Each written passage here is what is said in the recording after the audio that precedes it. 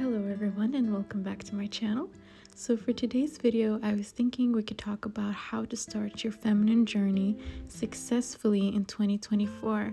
So in this video, I will be talking about different strategies and different habits you can incorporate into your life, in your everyday schedule, in order to really reach your goals and start your feminine journey. So I was thinking, firstly, one of the most essential tools for me in order to start any journey, especially my feminine journey, is vision boards. I know some people are a little hesitant to vision boards, but I found them to be very helpful because they're like a visual representation of your dreams and your aspirations. And I think that's really great to have because it will keep reminding you of your goals and also be a great tool to really manifest your dreams and goals. The way that you create vision boards is collecting all of the pictures, all of the quotes that you like, put them all together into one collage, and then you can decide if you want them as your screensaver on your laptop, on your phone. You can print it out and put it on your wall. But the whole point is to create this visual representation of all of the things you want to achieve throughout 2024. And it's really weird and interesting, but I found that they have helped me in order to really work hard towards my goals as well as manifesting them. So use that if you want. And one great way to really collect all of the pictures and images that you want on your vision board is to use Pinterest. I found Pinterest to be one of the best apps ever because you can find all of the pictures that you want. You can find all of the aesthetics that you like, and you can all put them together in one place and then create your vision board from that. I've also found that I also use Pinterest as a way to manifest all of the dreams I have. It's a very great way to collect and organize your thoughts as well. I found Pinterest to be like that. So definitely look into the Pinterest app or on their website. Create your own aesthetic, create your own dream life, and put it into one folder. And then when you feel you've collected all of them, and print them out if you want. Put it in your room if you want, because that's something you'll see every day. That way you will be reminded every day why you work so hard, why you're putting in so much thought and work and routines. It's all for you to achieve what you really want and all of your dreams. And I found vision boards are great to do that. So I definitely recommend that. So next one is goal setting. This one is very personal. One thing I like to do is before the new year, I like to use like a day or two and really think about what do I want to achieve and what have I achieved so far. So I'll reflect about my year, like 2023 was like this. Have I achieved all of the things I want? Probably not, but how can I continue to try achieving them next year? And in that way, make your goals clear and concise. There's nothing more difficult than setting a goal that is just not very concise, because it's really hard to work towards something that isn't. So make sure to really sit down with yourself and figure out, what do I want? What are my true dreams? And what are my true goals? Make sure those are goals that you actually want, because often we can be pressured by other people to have certain goals that doesn't really resonate with us. So make sure to have goals that are actually resonant to you, that resonates to you and makes sense to you, which are your true dreams.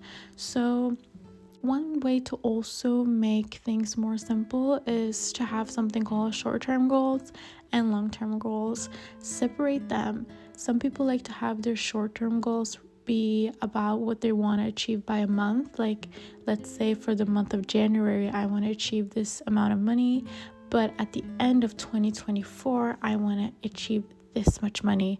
You're kind of separating what your short-term goals are and also your long-term goals, and they can be much more simpler to do that because you're kind of breaking down your goals and making them more simple and easier to attain.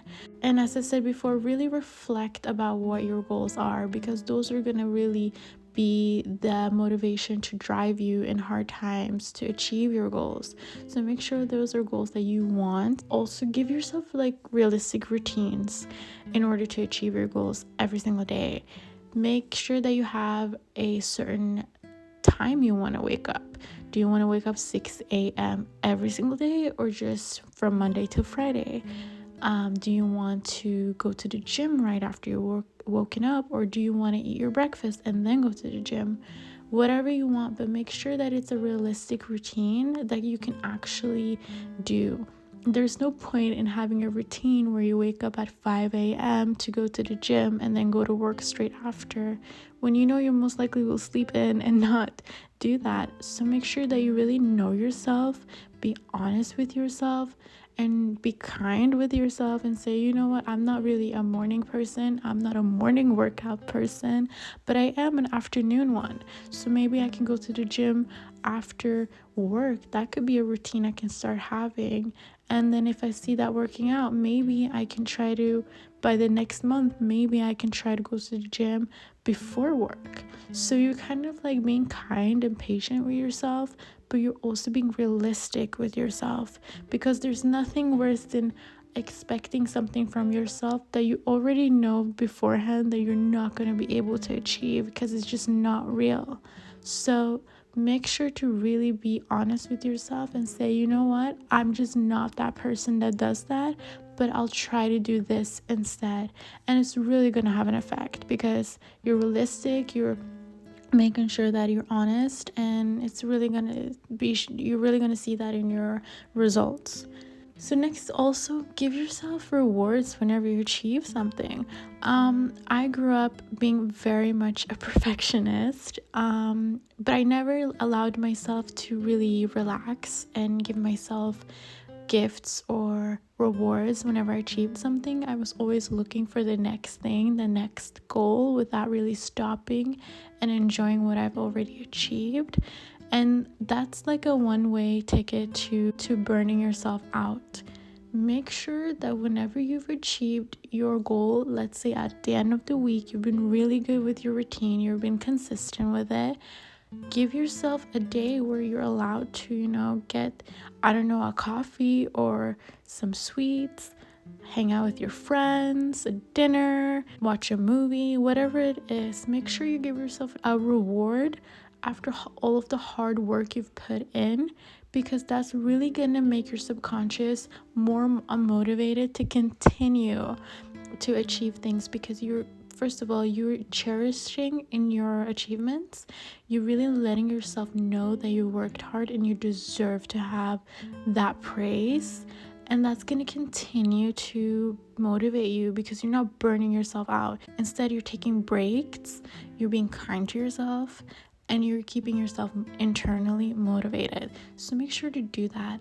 And I've also found that whenever I'm working really hard this week, I will give myself the Saturday or the Sunday, go out, get a coffee, and enjoy myself and relax and just be lazy as I want, because it's a way for me to tell myself that you're doing great. It's like a pat on the back.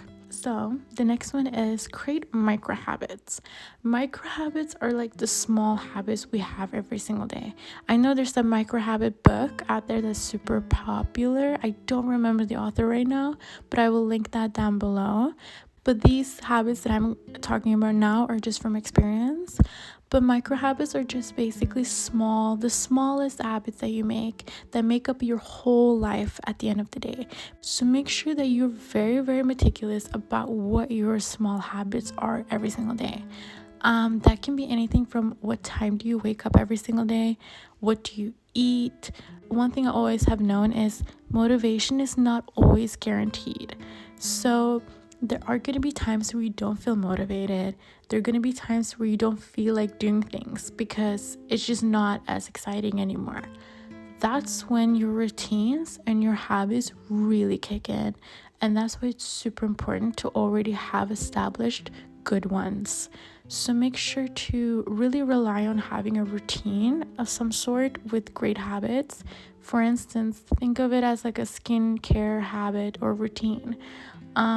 having the routine of wearing sunscreen every single day is going to have a huge impact on your whole life. So even if there's it's not sunny outside, it's just cloudy, still make sure to put on sunscreen, because it might not have the biggest effect, but it's going to create that foundation of routines.